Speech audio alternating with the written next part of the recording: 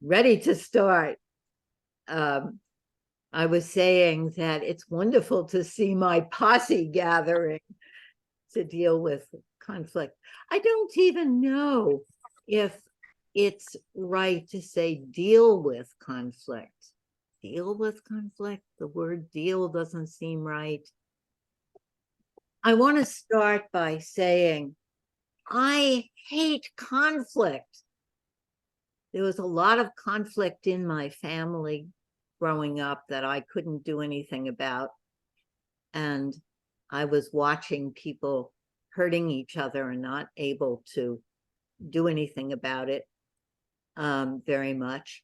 And maybe many of you helpers have had similar kinds of backgrounds. But I hate conflict. I hate that feeling. Let's just take a taste of that, a tiny taste of it. That feeling of your guts sort of all smushing up. And of course, every conflict and every person is different. We can't use even the same word, the word conflict, with all of the different varieties, like the Eskimos have for snow, all the different varieties that we call conflict. But since I hate conflict and have made my life as conflict free as I could, I've in this last part of my life really wanted to learn about it and to face up to it and to know how to have a relationship with conflict. And that was why I started the community empowerment project in 16 when Trump got elected and the communities around me were falling apart. And so many movements that I've been part of, liberation movements, have fallen apart because of inner conflict and an inability to both deal with making changes in the world and dealing with the interpersonal conflicts that arose in the group. And so I very much wanted to find ways to understand how we can what? I don't want to say deal. Anybody have a better word? How we can make a place for conflict and keep our sense of integrity and our sense of hope and our sense of determination in holding conflict. Is Abby here? I had said in our community empowerment that we can't resolve conflict, but we can hold it. And Abby said, no, we have to be able to resolve it. And then I thought, well, Abby is right. Just to hold it isn't enough. There has to be a carrying forward. So maybe Abby and I could agree in that space of carrying forward conflict. Jim, you had said in our meeting that we're made of conflict, and I thought that was very right. That there's a conflict right there, because I think it was you who said it, and you're always attributing things that you say to me. Oh. Please amend that. It was not Jim that said it. It was me that said, but it was my inner Jim said it. But in the therapy world, what we talk about is that a sense of, oh, Monica wants to say something. Go ahead, Monica. I was just wondering, Lynn, if it would be okay for us to have a pause right now with Sure. all that's already come. Sure. I'm just going to finish what this sentence, and then we'll have a pause. In the therapy world, we think of a recognition of inner conflict and conflict between people as a step of healing from dissociation. That often we're unable to really deal with the parts of us that are in such terrible conflict that they can't talk to each other, and then we sort of tune out of that. So knowing conflict, being able to, this is Jean's word. Jean is probably saying that too, Jim, that I said it and I say he said it. Jim's words would be to stand it, and we stand it. And stand it has a feeling for me. Standing rather than running, rather than swinging, punching, standing it. Okay. Monica, can you lead us in that pause? Yeah. So if it's okay and you don't have to do anything, Abby, I was wondering about your beautiful movement that you did the other day in Help for Helpers, where we held our sit bones. We were holding our own sit bones and finding a way to breathe and sound into our own ground. So we can stand on our ground, standing our ground, and being with ourselves whenever we feel that rise of energy that we call conflict.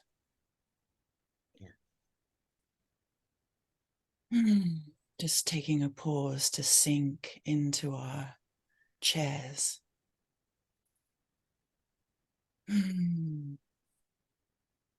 Breathing into our bones and flesh and the earth of our bodies. Maybe sitting back, letting our backs be held also by the chair, cushions, pillows, furniture.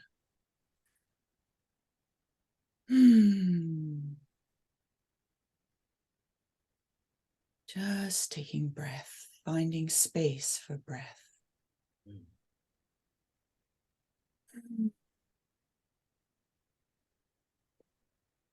As the plants outside breathe out, we breathe in.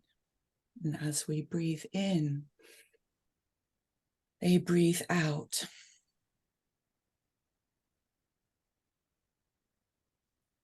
Our lungs and air sharing with plants and plants sharing with us.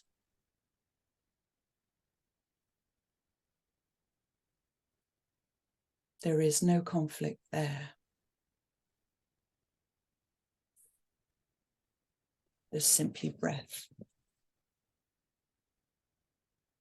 I'm wondering, thank you so much, Monica, how it will be to go back after this lovely, delicious pause that Monica gave us.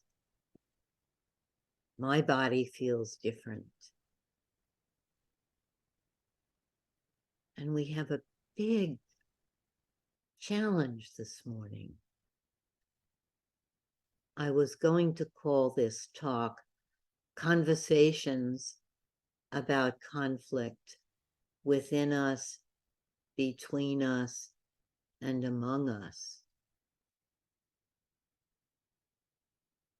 I and many of you have conflicts always. Conflict that's in the environment is in us, right? We are the environment. We're one breathing environment.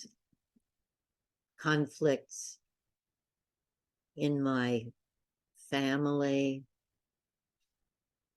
conflicts in my groups, conflicts in the world. The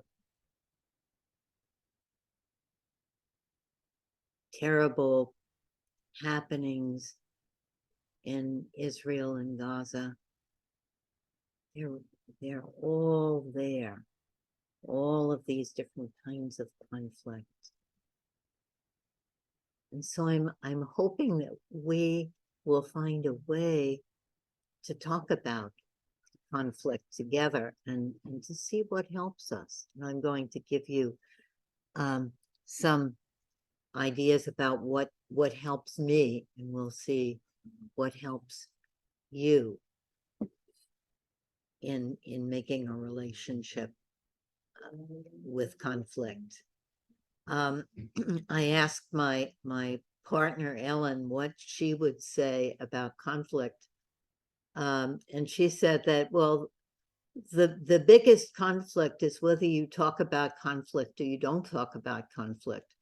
So there's conflict about talking about conflict, and I thought that was so right, that there are those who feel like, oh no, let's not talk about it. Let's, let's just let it go. And those who really want to talk about it and hold on to it. And it's hard to find that meeting place where conflict can be spoken about,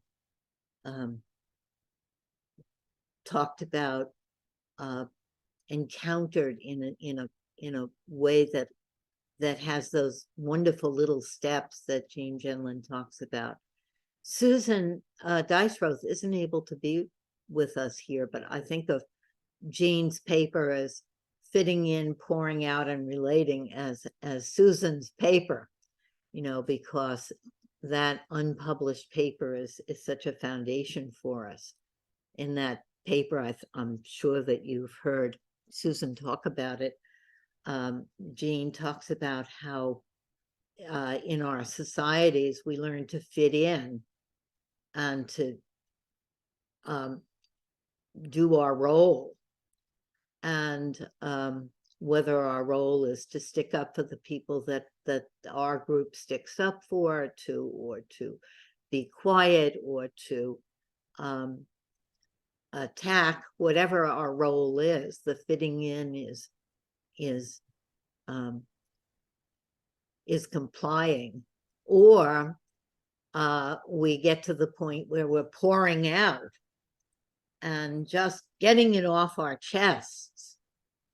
And Jean says that relating, where you are saying what the other person can hear, and then hearing how that came across to the person, because what you say is not what the other person hears, especially in anger.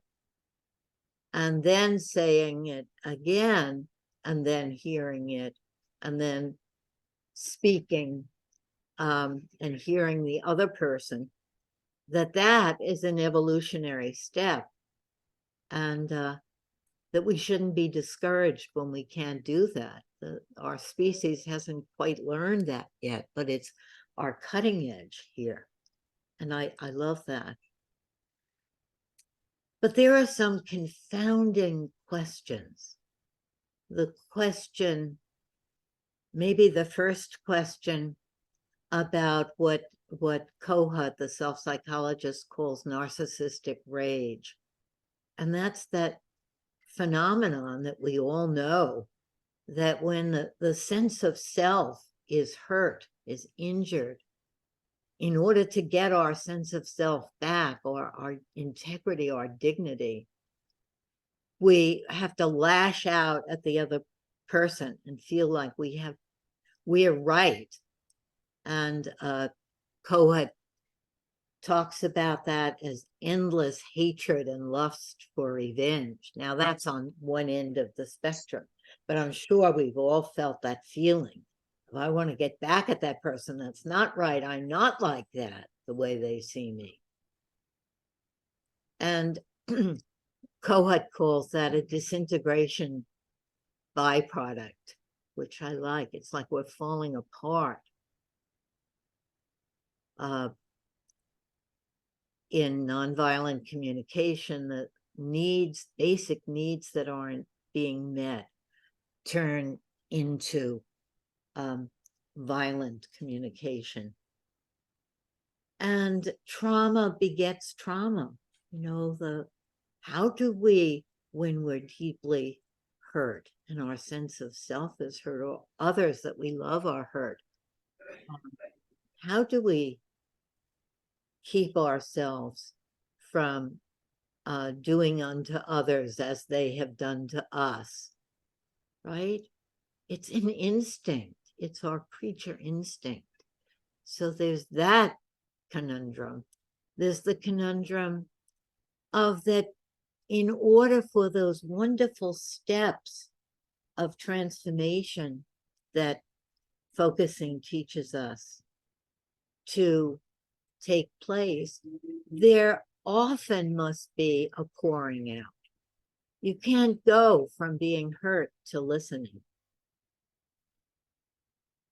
And then what about if the person needs to pour out on me, on you, on our people, which I see all of the world as? How do we deal with that? One answer that I have to that is that if someone needs to pour out, and we all need to pour out at times, there could be, we can develop a pouring out harm reduction. Maybe we don't pour out at the person, or maybe we pour out first with someone else that gives us that little step of integration so that we could be less harmful. But we'll talk about that later. But that question about what we do with our hurt, the question about the need for pouring out, are these big questions that I'm hoping you'll help me with. I'm going to just give you a little bit of some things that help me about conflict, and then we're going to have a conversation, and we're going to see what we all think, and this will be an open conversation. And I don't want to skip over things, but I don't want to take too long with sharing my points with you. Are we all together? We feel resourced to listen to some points? Yes. Good. I'm sure, and maybe we could make that more explicit, that you're with some of your own conflicts. And maybe before we even go further, you could jot them down in your mind, the conflicts that are the most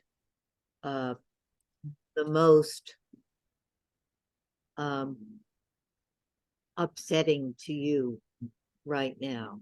Conflicts within you, conflicts with you and another, conflicts in the world. Hey, I want to remind you of what Thich Nhat Hanh says, which I love. Are we all ready for some points here? Thich Nhat Hanh says, there is no way to peace.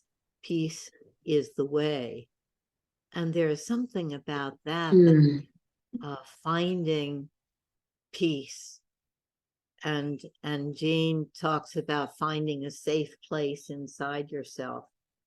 And focusing and mindfulness really can help us with conflict. But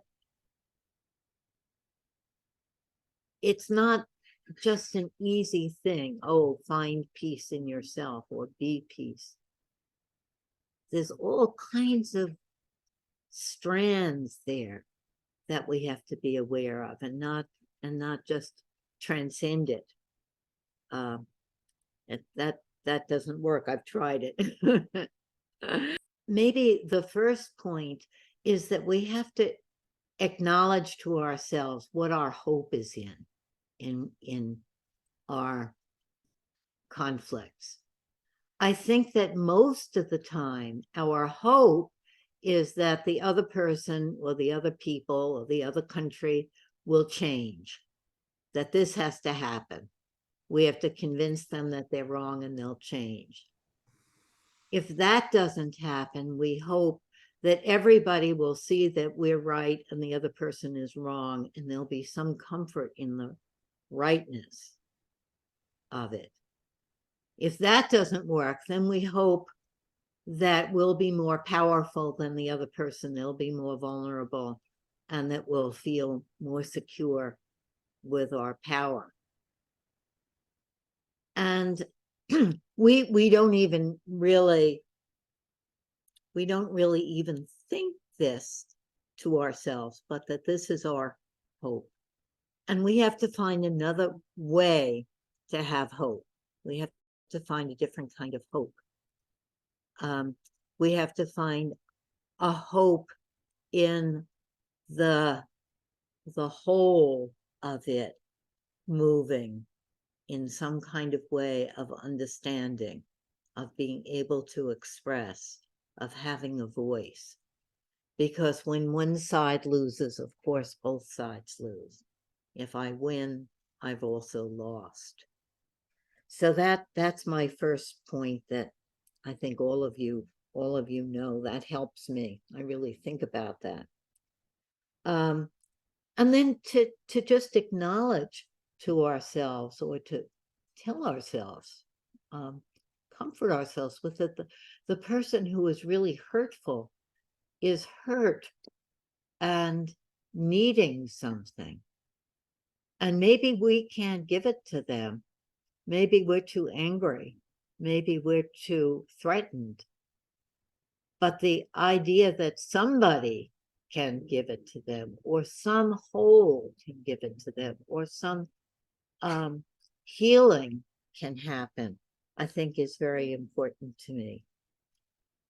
Then it's important to me, and I don't know if it is to you, but that ability to switch levels is very important to me. To go from when I'm in terrible conflict inside myself, to say, oh, well, this is also a conflict here, and this is a conflict in the world, or the conflict in the world with Israel and Palestine, to say, oh, that's in me.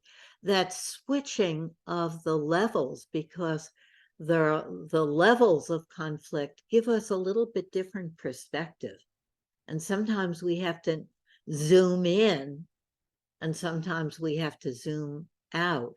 And just that ability to zoom in and out sometimes gives me some wiggle room to get some different perspective. And then, of course, we all know that listening is our big antidote.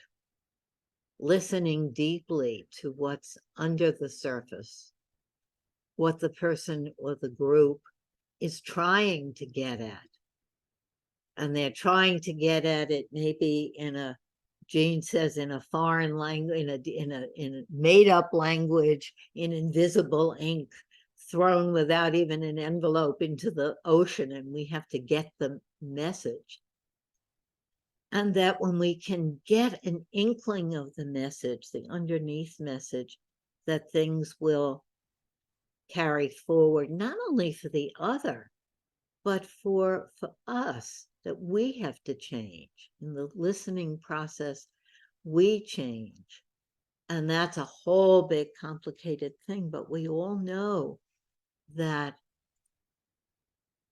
everyone is really beautiful. This is a quote from Jean, when they're deeply listened to.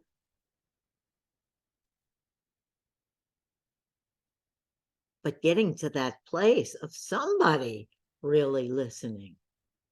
And maybe it can't be us, maybe it can be us.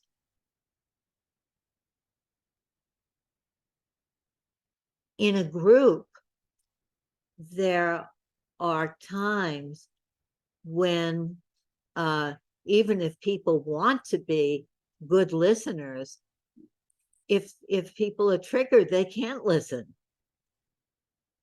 Absolutely can't. But maybe other people in the group can listen. So my next point is that it takes a village. We can't do it ourselves. With my inner conflict, I need my focusing partners, my therapists, my friends. In groups, we need the whole group. In community, we need more and more of a sense of the wholeness, the large system. We need the transcendent system, the big system, as Jean calls it. That's the spiritual dimension of help, of guidance. Then I think sometimes what's helpful to me and where I need to go is changing the channel and not facing the conflict in that moment. Just being in a different place, resourcing myself. And that isn't running away. I know I'll come back to that, or I promise myself I'll come back to it, but that I need to be in a different part of myself because we're so many parts, and all of the parts of me aren't going to be in conflict. And that changing the channel is a way of finding the larger self, our larger selves, and then being able to come back to it from a different place. I read this paper about a psychoanalytic paper about the conflicts of climate crisis and how they're too overwhelming to deal with for most of us. Many of us can't even talk about it. And her, what helped her is the sense of awe about nature. And I think that that sense of awe is this spiritual dimension, is this transcendence. Wow. Wow. Look at this. What's the beauty of the whole thing in finding that way that we belong, that we claim our belonging to the whole thing. I wrote a little poem called Pieces of Peace that Dorothy will read later, that doesn't have a last line, and it needs a line at the end to bring it together. And I'm going to depend on you, my posse, to help me find the last line of that poem. But I think changing the channel is finding those pieces of peace when we can't find peace. Okay.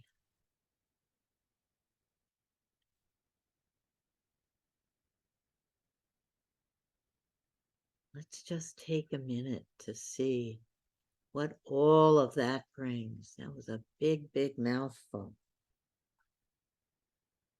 When you're ready, I would love to hear what helps you about conflict, or what do you need about conflict?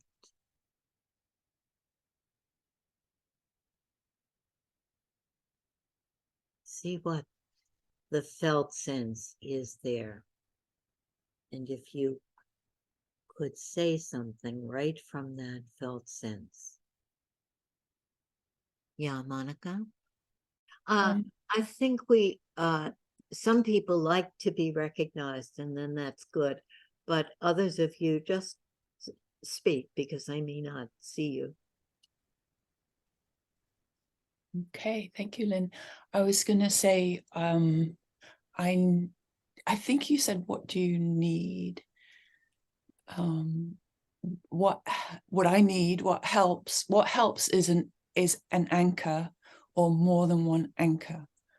Like, I felt conflict in my body coming to, or like listening at the beginning, and then I felt more anchored when I saw somebody come onto the screen here that has helped anchor me recently. So like the anchor, like feeling that web of, feeling that connection of the rainbow bridge, Yeah.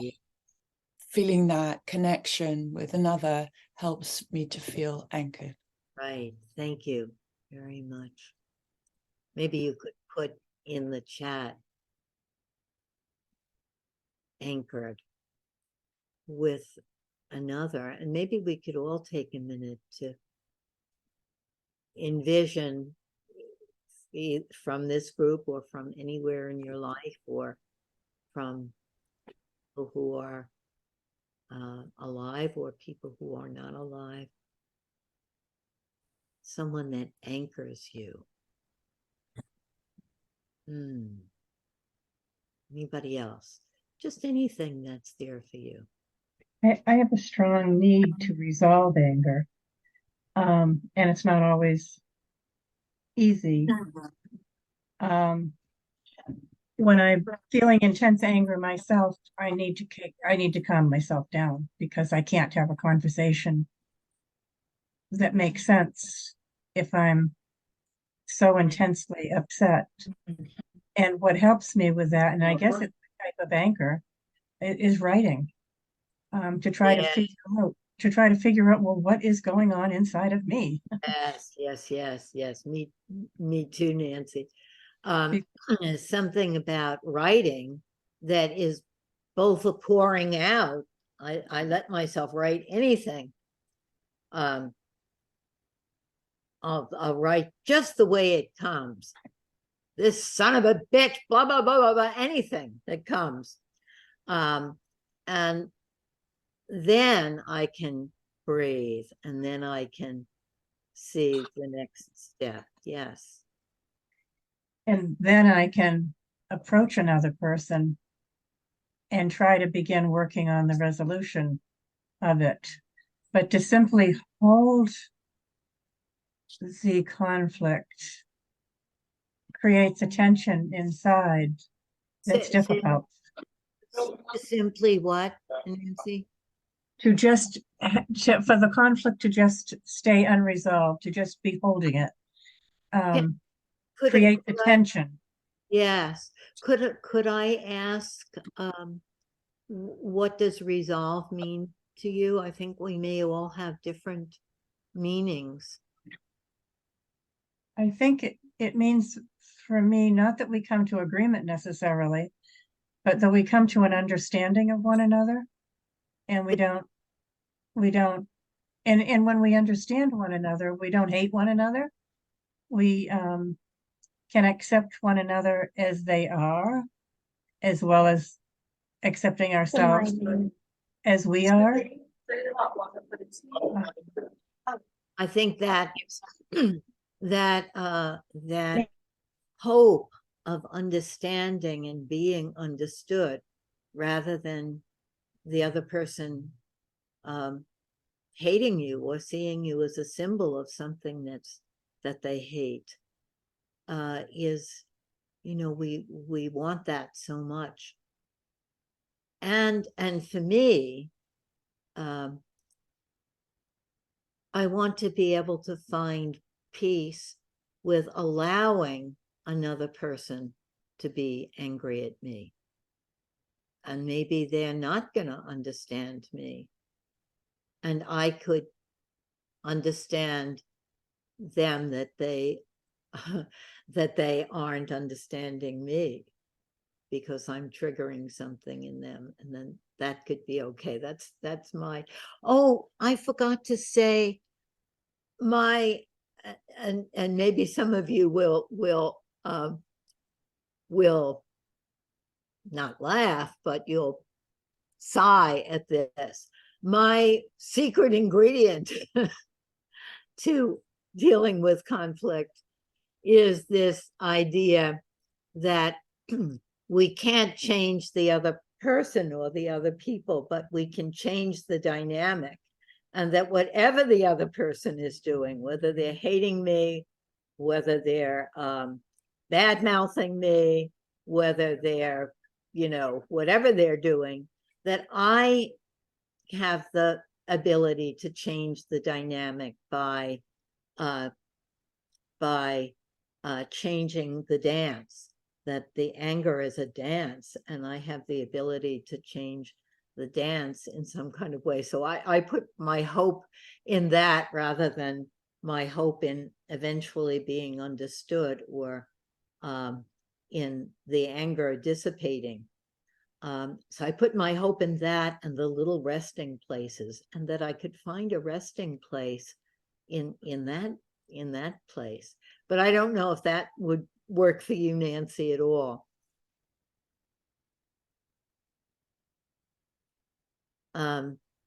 Yeah, I'm trying to think and to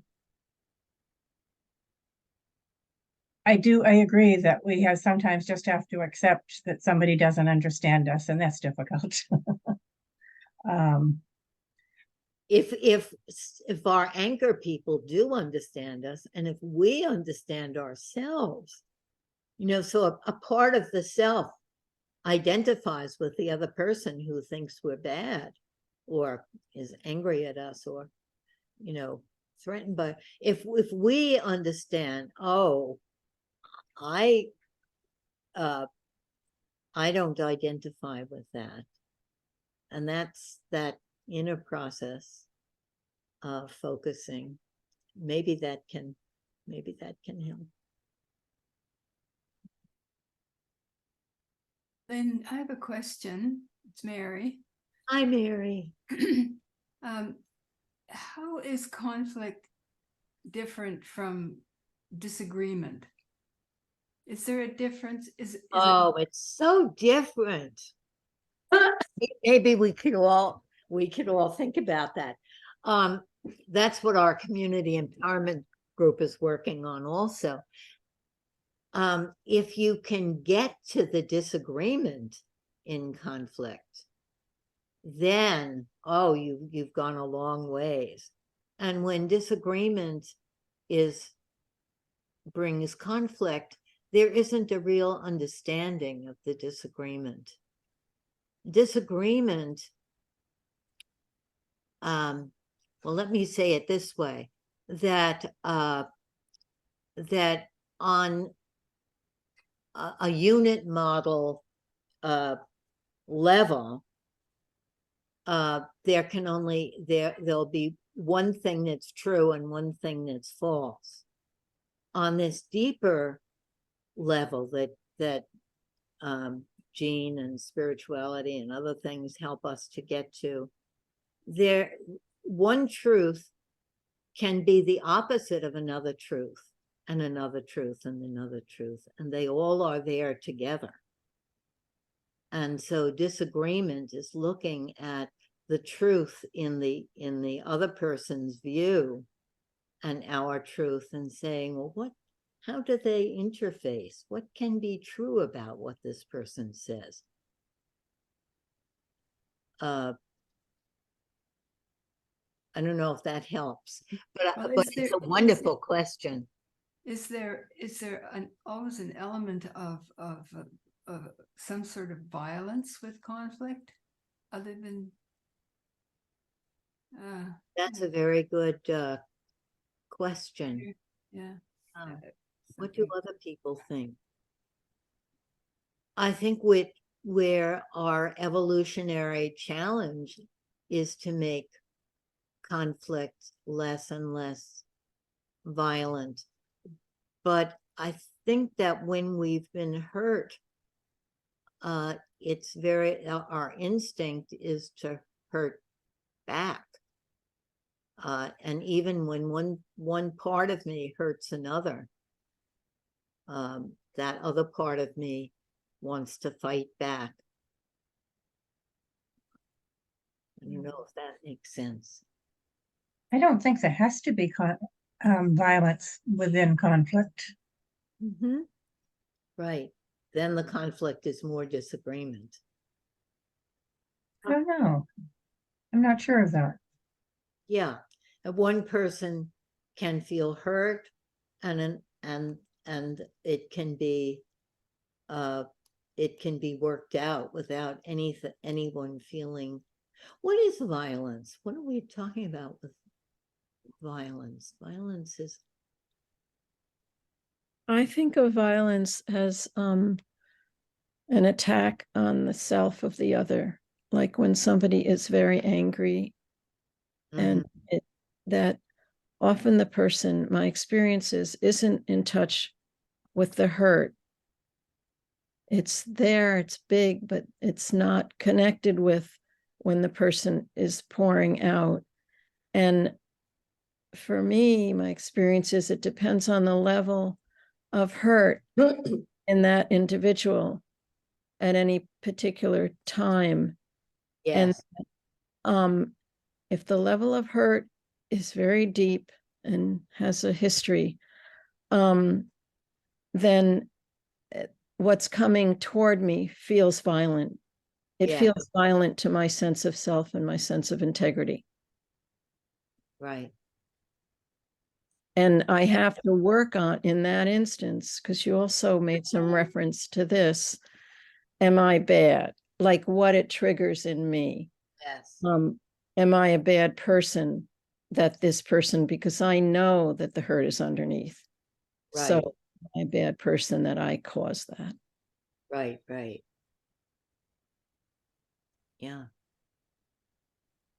I wanted to say something Yes. about the Israel and Gaza conflict, because I'm from Israel. And I just came back from Israel a week before the whole thing started. You know,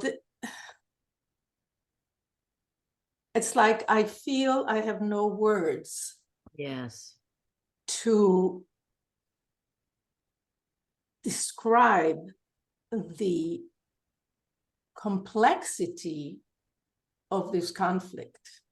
Yes. And not only that, but it's a conflict without solution that has been going on for like my whole lifetime. Yes. So I see how fragmented I personally am inside about this. And all I want to do right now is pack up my stuff and leave and be with my people. Yes. Yes. So, because that's where the safety is. So I think safety is very important in conflict, because we fight about safety. Yes.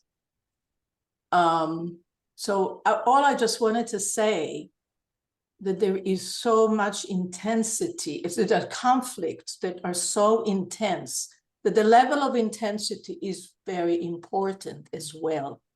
Mm, This is a conflict that is horrendous. absolutely. Yeah. So that's all I have to say. Oh, I so appreciate your saying that. And I feel like maybe you, of course, you're feeling it so much more intensely. But I feel like all of us have that we're all living in it. We're all living with it. We're all stymied and just searching for ways of even thinking about it. And you said something, Lynn, about being right. Mm-hmm. I mean, being just. Yes. How can you be just about killing? I mean, but Yes.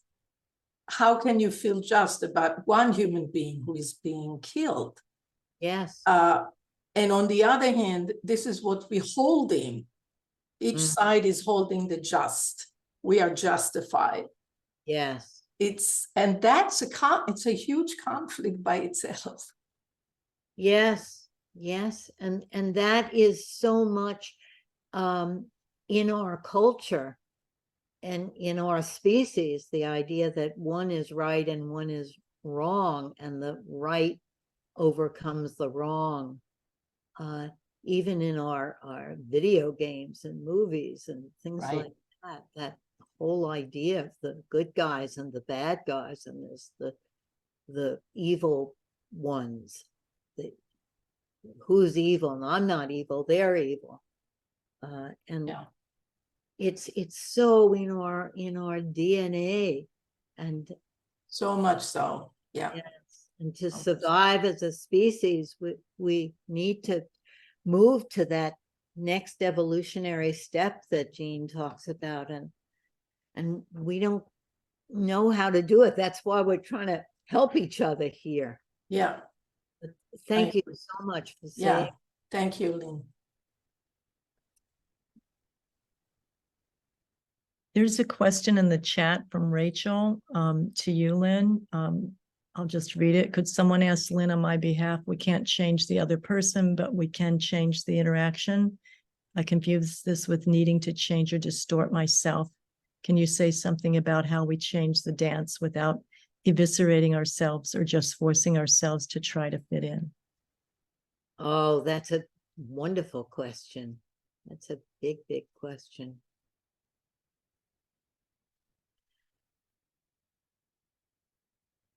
I think that's a focusing question, isn't it?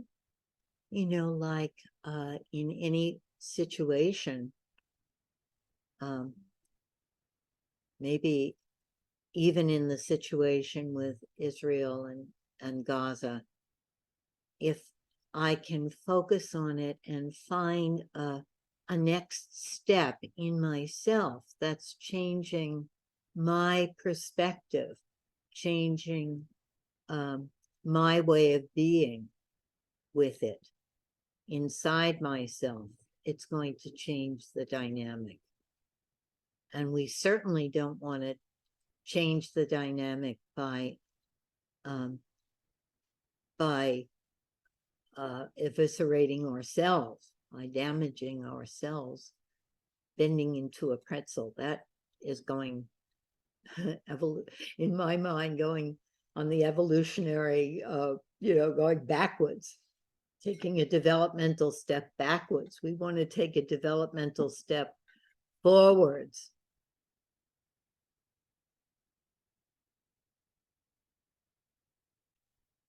Every conflict, this is from Brother David, who I sometimes listen to as an anchor person. Every conflict is an opportunity, and we have to see what the opportunity for growth is. Can we stretch? Can we learn something?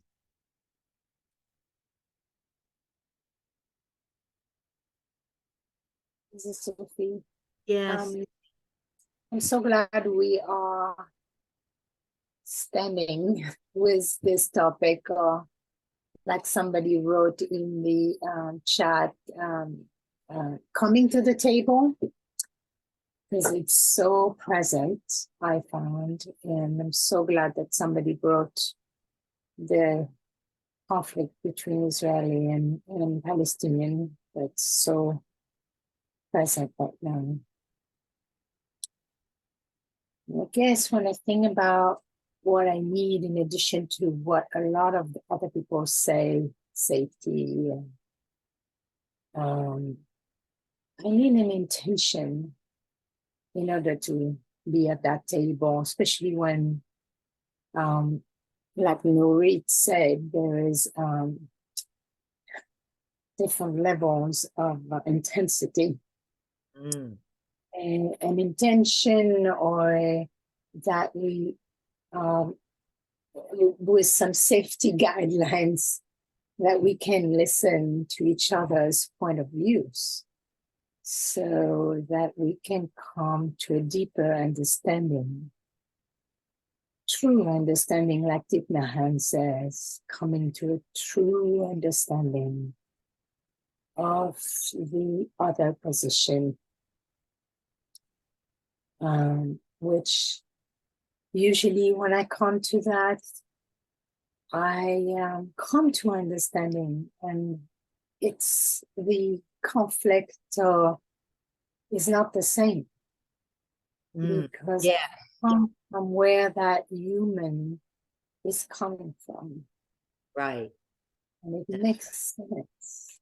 It makes sense. And then it's the rage that may have, the need for justice or the truth or whatever the truth I feel is the truth, kind of start to melt down. I can see the complexity, the history, the lies that we are fed with. There is one I highly recommend, a interview between Gabor Mate and his daughter that happened on the 28th, I think, that you can find on YouTube. Gabor Mate is a Hungarian Canadian who is a survivor as an infant of concentration camp. And he talks he gives some very interesting point, one of which is that the violence is not just justified the way it's happening, the way it happened on both sides, even though there are different levels on each side of the impact. And that coming to that understanding is that first step forward toward some step toward peace. This is such a long conflict and history, and so many of us are involved from different countries. This is not just Palestinian, Israeli. When you look at World War II and the European, how all of that was decided, etc., etc. So I highly recommend that. It really brought some calm into myself because I feel like there are some people who are really trying to find the deeper truth of this very long history conflict. And Sophie, maybe you could put this that is in the way the to chat peace. for us. And I would love to see that if you put that in the chat for us. Thank you. Yes. Yeah. I put it in there, Lynn. Hi, everybody. Oh, thank you.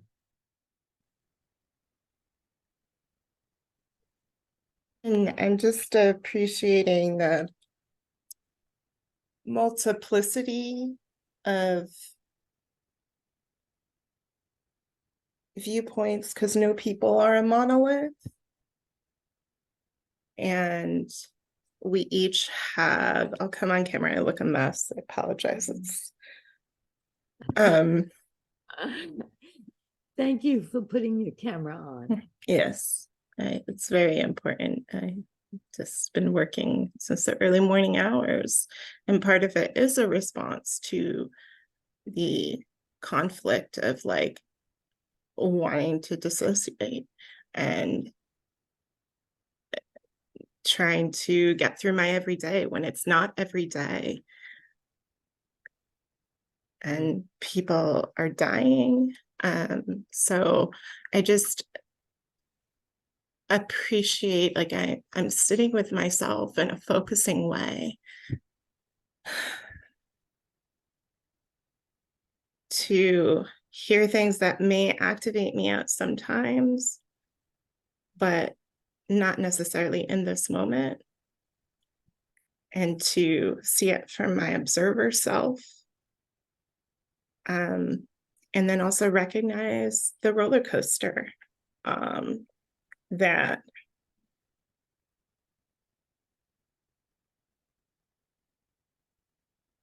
I look at pictures of children, of Palestinian children, and hear the choir singing, and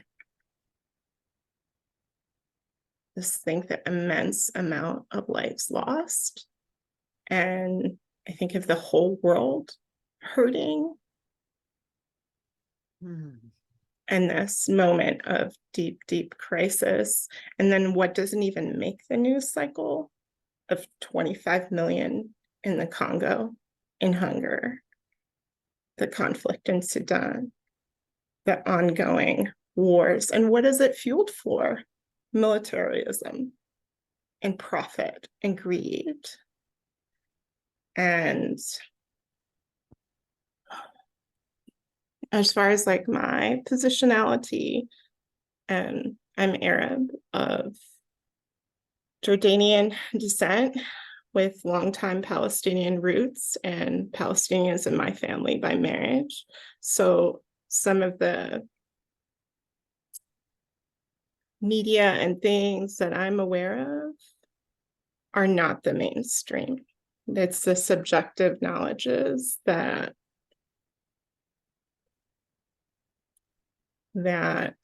don't serve the powers that be. Yeah. And just holding the compassion for that, knowing how deeply trauma is triggered in that blood memory for us. Yes. And one life lost is one life too many. I don't care from where. And I felt, this makes me emotional. I felt more kindredness with my Jewish siblings who are saying this genocide not in our name. Yes. And the way that we care for each other and love on each other and say, are you okay? I know you were arrested. Are you, for sit-in, for saying like, not in my name. And not to weaponize Jewish pain. For the war profiteers. And it's a real scary time. I just have to name it. It's such a scary time because now we're starting to hear reports of Lebanon and the connection there. And I don't know that things will get better.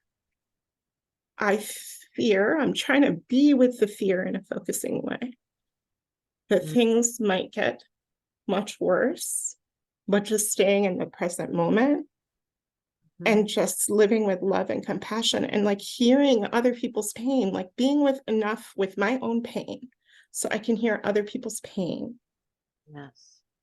that have different histories from me, that have different knowings and knowledge and receive different information from me. And just never let my heart harden.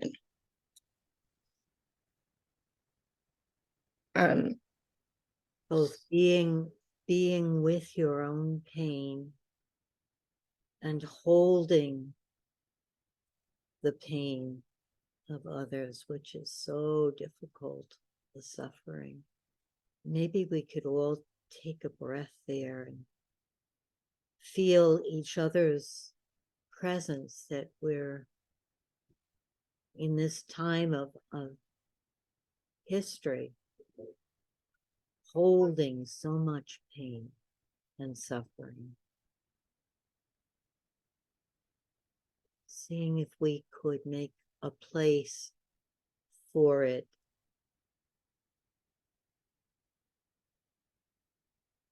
With the compassion, with the sense of belonging that we have with each other's help.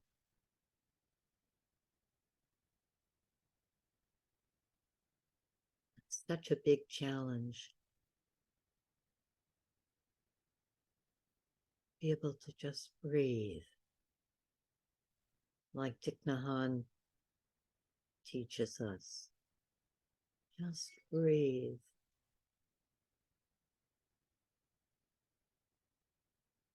I'm wondering if we can go into our breakout rooms just for 10 minutes, 10 to 15 minutes. Be with each other in a small group, and then we'll come back together and see how we're all doing and what came there.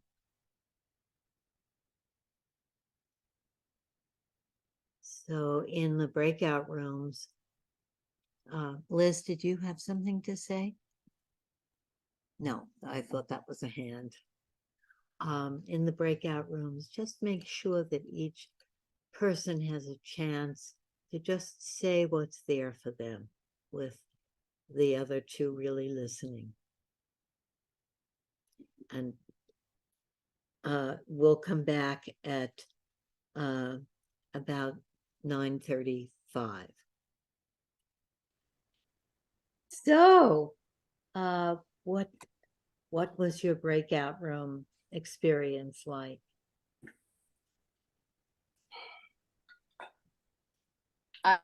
This is Steph. Hi, Steph. Just wanted to note of how each of us shared sorrow, pain. We felt heard in that short amount of time, and we ended up smiling at each other. There was this sense of camaraderie and joint connection. I just wanted to note that process, that in such a short amount of time of being heard, what that does. Oh, yes, it's amazing. Really amazing. Thank you for sharing that. So this is Megs, and I wanted to say something. I remember somebody said, I'm looking for your name. Someone was talking about, oh, I wish to be with my people, return to Israel. Yeah. And I thought, that really sat with me. And I thought, part of the enlarging focusing is if it's a wonderful thing to quote, be with my people, my tribe. And I think one of the labor's goals, not right word, but I'm groping it, for sanity, happiness, focusing, is to be able to genuinely enlarge who we are able to incorporate as our people. Who is my tribe and who is not my tribe? And I'm often very conscious of meeting people, blah, blah, blah. I am aware. My flag go up, my people, not my people. And I'm glad you said that, whoever said that, MIDI, I think she's gone, oh, nerdy. Norit. Norit, Norit. Great. To be able to enlarge really emotionally, who is my tribe? No, that's that. Thank you, Max. It's a big question there about. I think in the moment when I'm terribly scared and hurt, I need to go back to my anchor. And then I broaden my sense of the whole. So I think in the idea that it's the intensity is different, that it's that there may need to be a separating into this person or these people understand me, and then from that place the larger and larger. But I don't know, but that was my thought there. I think we're working on the big project is to broaden the sense of my people to include everybody. But I think in crisis, whether it's personal or world crisis, there's a feeling of needing first be heard by the people that really understand, and then going back to that broadening process. That was just my thought. Lynn, this is BJ. Nati said something. Nati, can I share something you were saying? Yes, of course you can, BJ. Nati was, I began the conversation by saying something about I have a conflict with me. And Nati was just, the thing that grabbed me was her saying that you and Jean Lynn had a conversation on a video where he said, please excuse my, Nati, would you say it? Oh, yes, I can say it. Thank you. I was just, when BJ named something, she said she had a conflict with herself. I mentioned this part of a video where you are interviewing Jean Lynn, and he's saying that the problem is not that we have different parts or self parts or whatever he calls it. The problem is when we don't know them or we don't know they are there. Yeah. So what came up as very important in this whole conversation, and if I may share, BJ, and then it was the words know, understand, listen to, both into myself and those parts that I'm in conflict with. So and with others, with the people that are in trauma, with the people that are hurting, really listening to them, seeing them, as Jean says in this, when I see somebody, there's somebody behind the eyes, and so there's no right or wrong anymore. There are people hurting, there are histories, trauma, whatever, and then coming back to what was being said now, then we can maybe embrace everybody and everything. Yeah. And that was so helpful for me, Nati, because my conflict at that moment was there's a part of me that doesn't really appreciate it when people in a group are texting and talking to each other privately while the group is going on. And that part of me was just in such conflict with this spaciousness. And then when you said that, it was like, well, of course, I can be with that part of me that was hidden, that part of me that has its own good reasons for resisting people having private conversations while a group is trying to be one. And at the same time, I've done it myself. And that was what came to me when you were speaking. And it was like, well, of course, we are conflict, like Jim says. We just really are. So thank you so much. Yes, yes, yes. Yes. Liz Margos would like to speak, Lynn. Hi. This is kind of a big topic, but we're talking about resolving conflict or working on conflict when the two, let's say there are two parties, countries, people are there together and they're supposed to be confronting or relating or interacting, and something's supposed to come out of that. And maybe that is a first step, but there are conflicts like Israel, Gaza, where they have to live next to each other. They have to figure something out. And I've always, this is a parenthetically, had a fantasy that of lifting Gaza, sort of digging out Gaza with all the people and kind of flying them to Montana or some state that we don't use in the United States, because we have a few states that we don't seem to use very much. So my point is that can a conflict be resolved for someone without feeling that you actually need to confront the person? I mean, some conflicts you might be having with a dead person, like a parent who you cannot ever talk to again. And so maybe you can find some resolution in therapy or some other way.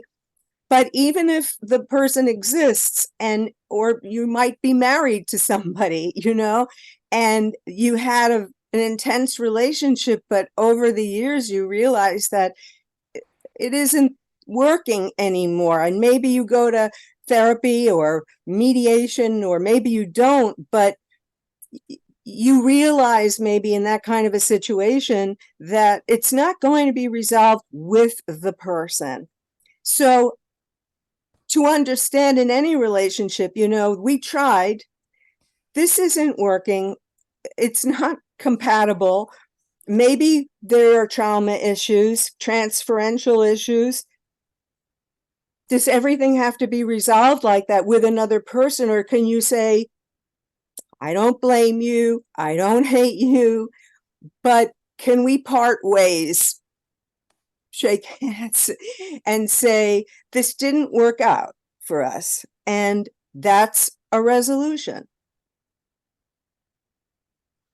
It's a big question. Yeah. I think that's that's where I have that idea of it takes a village, and of course the village of the world,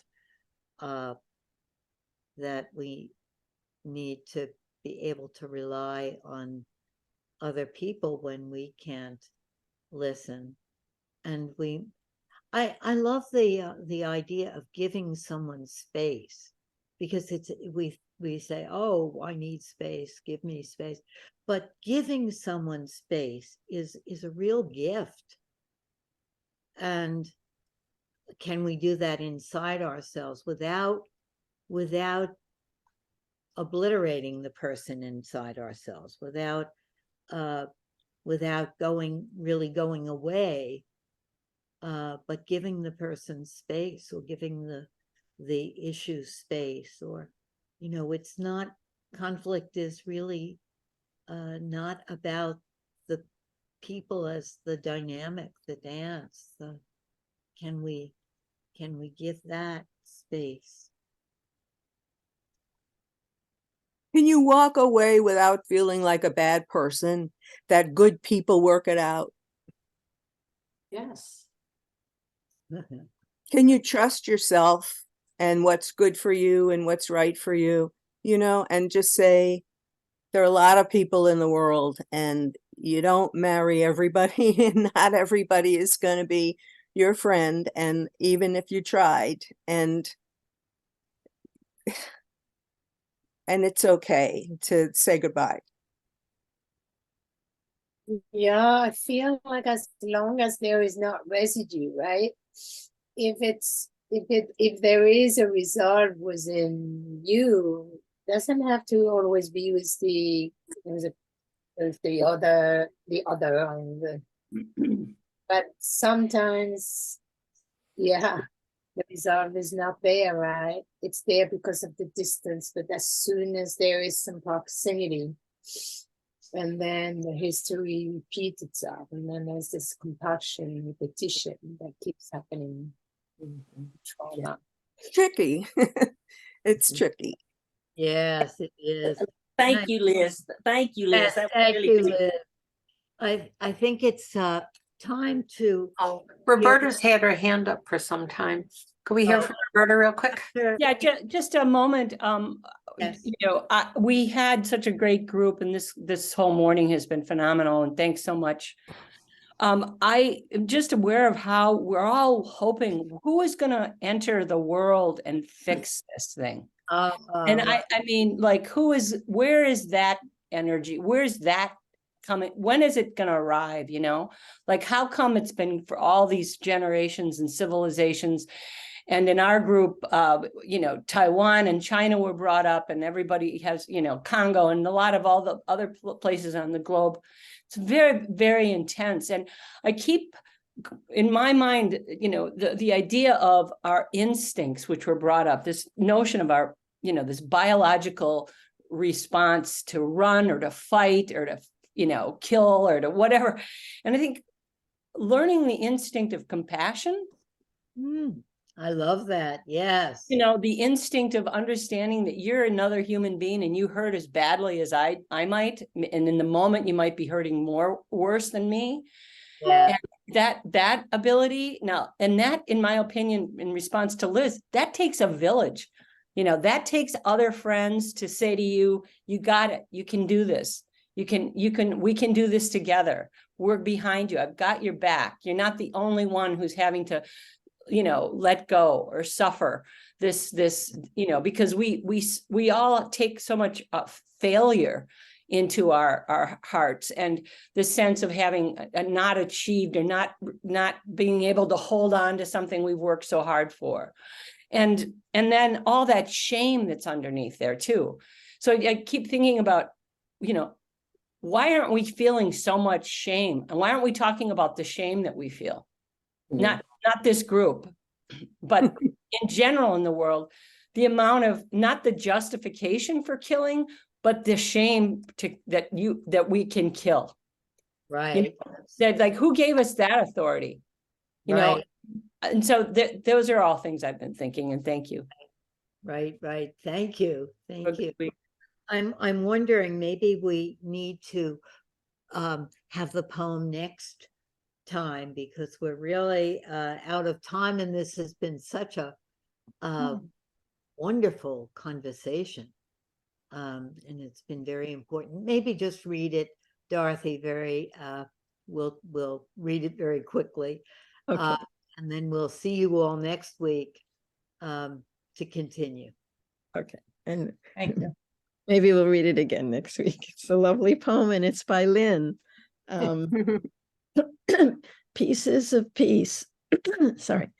We don't find peace, but we can find moments of harmony, tranquility, and ease. Pieces of peace strung together as the garland of rosary, marking our days. A heartbeat hardly noticed, keeping us alive. The sleepy early morning streets laced with drowsy people, their dogs, small children, briefcases, and ubiquitous cardboard coffee cups. The unexpected laughter that shatters our illusion of separateness. The delicious tangle of sleepless, middle of the night snuggles. The levity of street music in the park. The interspecial communion of pet play. The visceral assurance of the sun as she suddenly lights up the dreary sky. Warming comfort of a sip of tea on a frigid day. So I wish you all pieces of peace. And if you find a line that would end that poem, please send it to me. Bye-bye now. Thank you all. Thank you. Thank you, Lynn. Thank you so much. Thank you so much. Yes. Bye-bye. Bye. Thank you. Great way to begin the week. Thank you so much. Thank you Thanks so much. so much, you. for holding this space, Lynn. Thank you so much. Yes, yes. Thank you, Lynn. Beautiful poem. Thank you.